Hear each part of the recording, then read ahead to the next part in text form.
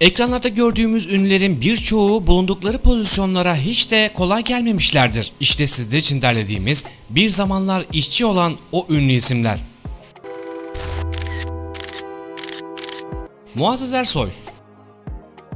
Gerçek ismiyle Hatice Yıldız Levent olan Muazzez Ersoy, 9 Ağustos 1958 tarihinde İstanbul'da dünyaya gelmiştir. Çocukluğu ve gençlik yılları Kasımpaşa'da geçti. 1998 yılında devlet sanatçısı oldu. 2005 yılında da Birleşmiş Milletler Mülteciler Yüksek Komiserliği tarafından İyi Niyet Elçisi ünvanı aldı. Bu ünvanı alan 9 kişiden biri olmuştur.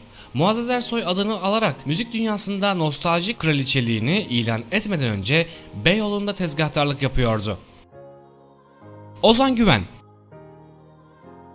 Ozan Güven, 19 Mayıs 1975 tarihinde Almanya'nın Nürnberg şehrinde dünyaya gelmiştir.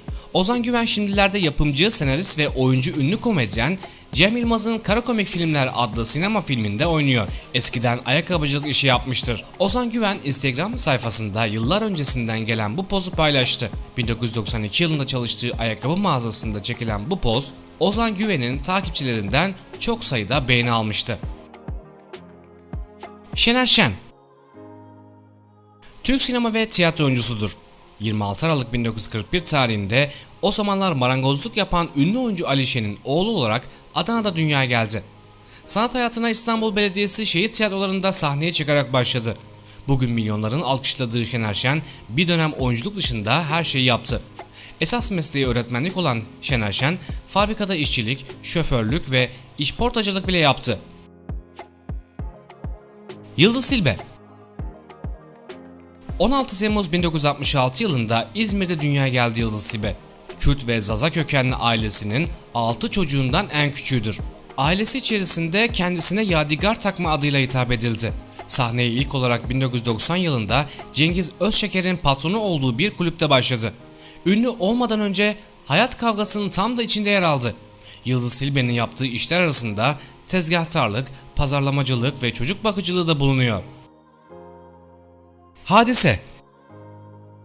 Belçika'da Sivaslı bir ailenin kızı olarak doğup büyümüştür.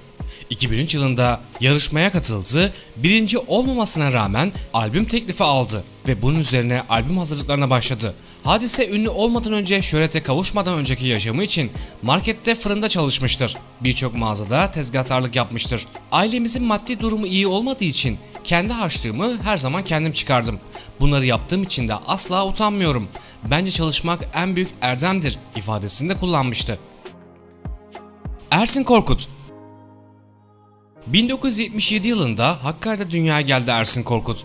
Hakkari'de bir süre taksi şoförü olarak çalıştı. Ersin Korkut iş bulmak amacıyla 1998 yılında İstanbul'a taşındı. İstanbul'a geldiğinde bir iş bulmak için uğraşan ve gazetede gördüğü ilanı değerlendirerek bir pizza dükkanında bulaşıkçı olarak çalışmaya başlayan Korkut'un şansı, akrabası ünlü oyuncu Yılmaz Erdoğan'ın kendisini BKM kadrosuna alması ile değişmişti. Oktay Kaynarca. Oktay Kaynarca fabrikada çalıştığı sırada konservatuvar sınavına girdi ve kazandı. Ondan sonra çeşitli televizyon dizileri için kamera karşısına geçti ve bugünlere kadar gelmiştir. Eşkıya Dünyaya Hükümdar Olmaz dizisinin başrol oyuncusu olan Oktay Kaynarca'nın o fotoğrafı 1979 yılına ait. Lise öğrencisiyken İstanbul Fiat Kamyon Fabrikası'nda elektrik işçisi olarak çalıştı.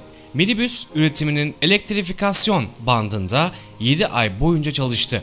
O yıllarda anne babası Almanya'da olan Kaynarca, Üsküdar'daki anneannesinin yanında büyümüştür.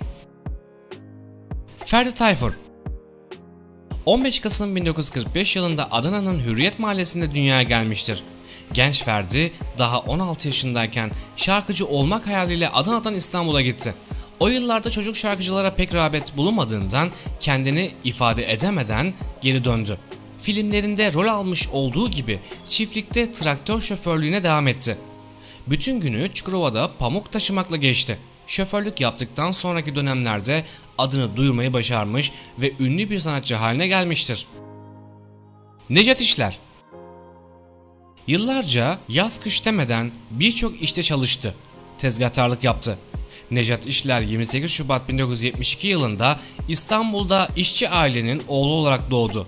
Liseyi bitirdikten sonra üniversiteye giremeyince para kazanmak için çay partileri düzenlemeye başladı. Nejat'ın işleri umduğu gibi gitmeyince borca girdi. Borçlarını kapatabilmek için Mahmut Paşa'dan tişört alıp teşvikiye de bu tişörtleri satma kararı aldı. Kış aylarında ise tişört yerine kitap, dergi ve plak sattı ve Nejat işler bugünlere kadar gelmiştir. İzzet Altınmeşe İzzet Altınmeşe 26 Ekim 1945 tarihinde Diyarbakır'da dünyaya geldi. Kendisi henüz 5 aylık iken ailesi ekonomik sebeplerden ötürü Diyarbakır'dan Adana'ya göç etti. Burada bir süre berberlik yaptı. İzzet Altınmeşe'nin 100 civarında derleme, sözü ve müziği kendisine ait olan parçaları mevcut. 7 tane sinema filminde karşımıza çıkmıştı. Ebru Gündeş 24 Temmuz 1975 tarihinde İstanbul'da dünyaya geldi.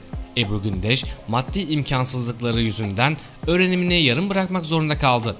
Bir süre konfeksiyon işçisi olarak çalıştıktan sonra o sıralar yeni keşfedilmişti.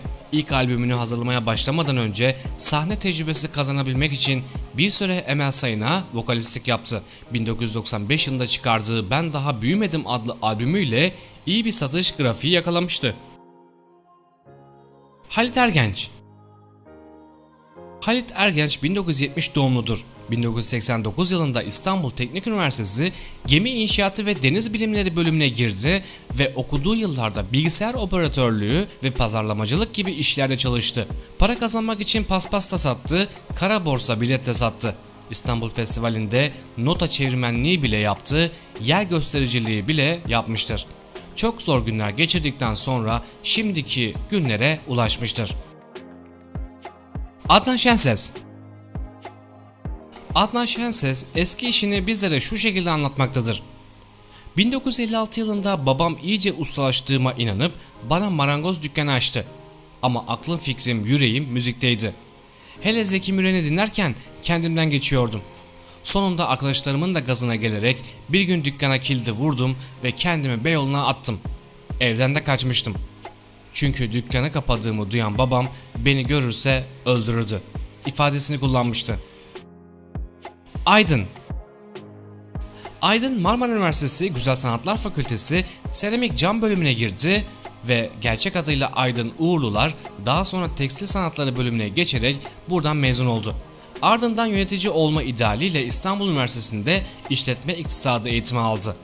Aydın Uğurlular daha sonra Tekstil Sanatları bölümüne geçti ve buradan mezun oldu ve bir müddet tekstil işinde uğraştı. Sizler için derlediğimiz özel çalışmamız burada sona ermiştir. Bizleri izlediğiniz için teşekkürler. Şimdilik hoşça kalın.